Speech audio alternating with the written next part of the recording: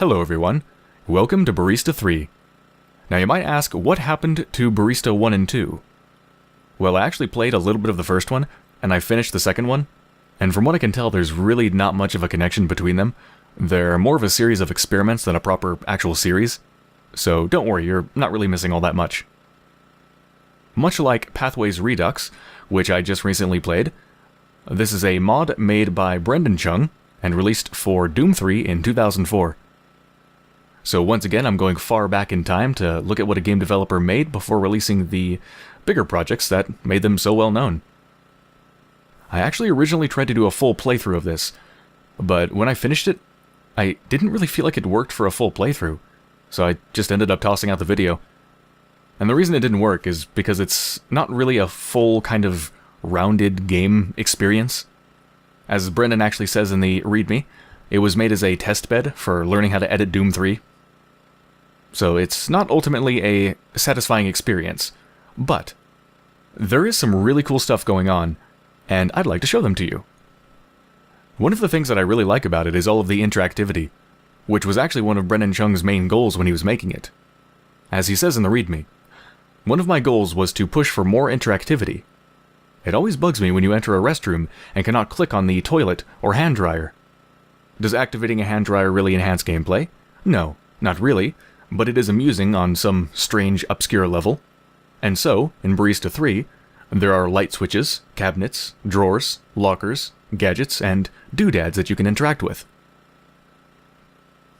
And yeah, that's an approach that I really, really like, because I find that interacting with the environment, even if it's in a way that is not necessary to, complete the game or something like that, even if it's just in very small ways, is incredibly satisfying.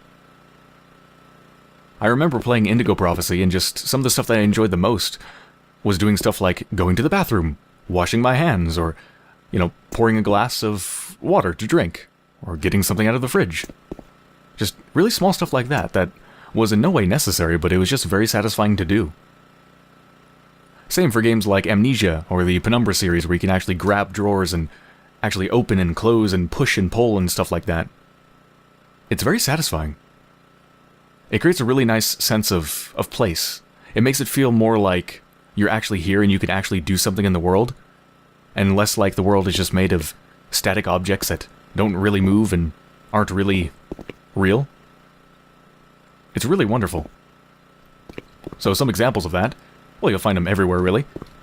Look at this fan, for example. It's hooked up to the switch, which is currently set to slow. Do you know what the other setting is? Mad! It's crazy! It's gone out of control! And back to slow. Totally unnecessary, but incredibly cool and fun. You can open and close the windows, the blinds.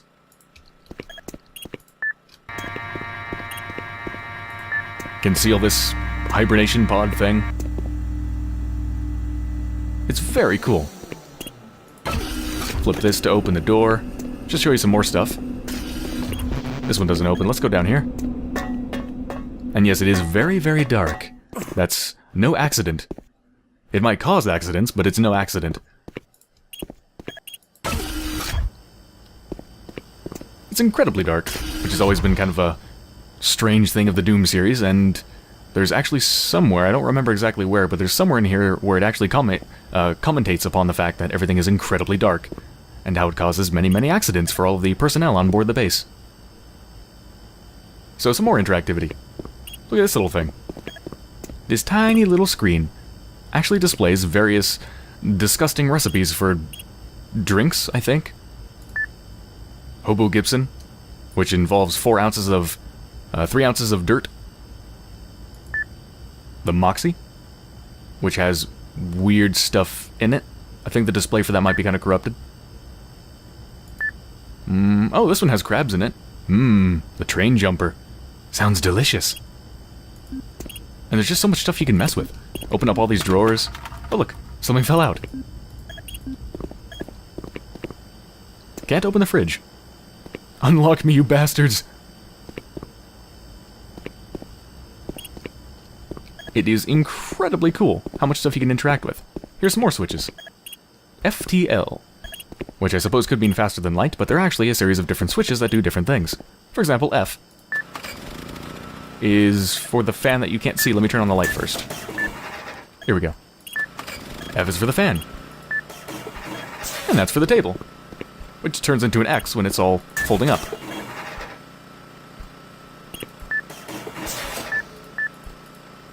Just all of this interactivity is very, very cool. Here's my locker. So many small details. It's my PDA. My PDA that's full of all of these different emails. I mean, hell, when I originally played this, I just spent like 10-15 minutes just reading through all of these emails. It's so cool. Can insert my PDA. Open the door, I think.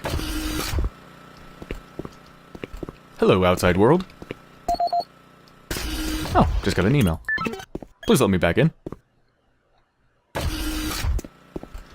So yeah, all this interactivity, which is mostly not needed. Like, the only thing I actually had to do here was just get to this locker, take my PDA, use it here, and go outside. You know, that's all I actually need to do to continue. I don't need to do anything else here, but there's so much here. I can flip around with these switches, I can read my emails, I can open these drawers, and there's more stuff this way if I jump over this, I think. Oh wait, no, there's no access there. Okay, can't go any further there. But yeah, there's just so much interactivity, and even though most of it's not needed, it's just very satisfying and creates a wonderful sense of place. Another thing that I really like about Barista 3 is the density of interesting things that there are to find in the environment, and how that affects the way that I think about the level. So, what I mean by that is that often in games, rooms are just something I travel through to get to a destination. They're a means to an end. I can just glance over a room for any key items, like maybe literally a key card, health pack, ammo, stuff like that, and then just continue on my way. Most of the level doesn't really matter, and I don't really take it in, and I don't really look at it. But in this case, there's just so much detail just crammed in. It's just so full of interesting things that it basically forces me to stop and really take in the level. It's almost like the level itself is actually a character. I don't just glance for any key items, I just look around at everything. There's names to read, things to open. I just want to look at everything, see if I can read the label of the whatever this is. Unfortunately I can't, it's too blurry, but there's just so many cool things to find. Oh look, here's a bit of text. Unlock me, you bastards. You know, sign. Text, things to move. Recipes to see. You know, I'm not just moving through the environment and looking for things that I need, I'm actually really taking in the level and really looking at it. It's really cool. Lost and found. Please don't steal. This creepy cat clock thing. All the different names on the drawers, which are actually real characters that, if you look at your PDA, will pop up. Hey, these are the people whose lockers I'm staring at. Yeah, it's really cool. So that's most of what I wanted to talk about, but there's one further thing. One thing that I found really, really cool that kind of made me go, holy crap. I kind of gasped with excitement. So you might know that Brendan Chung is currently working on, what is it called? Is it Quadrilateral Cowboy? I believe it's called. I hope I got the name right. Yeah, that's a game he's currently working on. And I was really surprised to find that there's actually a reference to that name in this game, which was made 10 years ago. It's in one of the emails. Let me see if I can find it, because I don't exactly remember. It's in one of these. Ah, here it is. Quadrilateral Cowboy Part 4 is on the telly tonight. Come over. Greatest QC fan, Mars. And then later in the conversation, you're so wrong. Major Longshot wouldn't stand a chance against Quadrilateral Cowboy. And don't even start with Genosha Island, because you know that storyline was a one-shot deal. Defiant Mars. So yeah, apparently the name Quadrilateral Cowboy existed at least 10 years ago. Which is pretty damn cool. I certainly didn't expect to see that when I played something that he made 10 years ago. Okay, so I think that pretty much covers my thoughts about Barista 3. So to summarize, It's not a very complete or satisfying experience in the end, because after all, it is just meant as a test bed, and that definitely shows. But what it is a very cool world to spend some time in. It's a great example of how powerful interactivity can be in a game, even if it is in very small ways. And it's also a great example of how having tons of detail in an environment can make it feel like a real lived-in place. It's very cool. So, it is of course free since it is a mod for Doom 3, and if you have a copy of Doom 3, I would definitely recommend taking a look at it. I'll have a link in the description to where you can check it out. Thank you for watching.